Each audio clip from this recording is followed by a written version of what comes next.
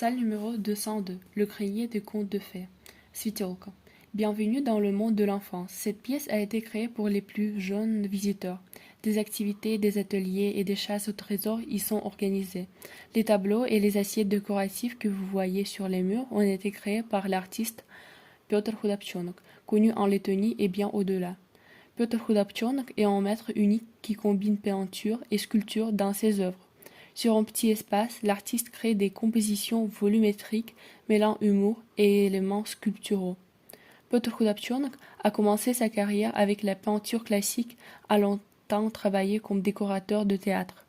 Cependant, dans les années 1990, il s'est tourné vers une technique complètement nouvelle. Il a commencé à créer des tableaux en relief sur les assiettes, numéro 1, puis est passé à des tableaux de format cabinet, c'est-à-dire rectangulaire, numéro 2. L'artiste utilise un matériau complexe pour le modélage, à base de kaolin, argile blanche, utilisée dans la fabrication de la porcelaine.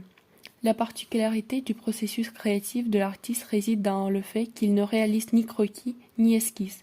Il prépare d'abord soigneusement le fond, puis débose les personnages et les détails de la composition, et enfin la peinture est cuite au four. En plus, dans cette salle est présentée la collection des pierres semi-précieuses de Piotr Khudapchonok. Numéro 2.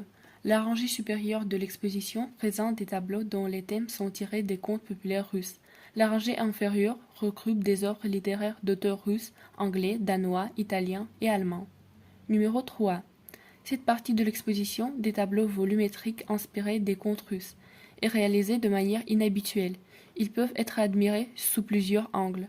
Dans cette salle, vous pouvez voir plusieurs poupées, samovar, dont la particularité réside dans leur construction spéciale. La base de la jupe de ces poupées est faite d'un matériau épais qui conserve la chaleur.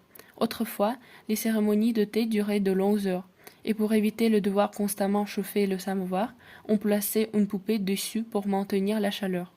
Les tenues des poupées de la collection du Centre de la culture russe ont été créées par Tatiana Kopina.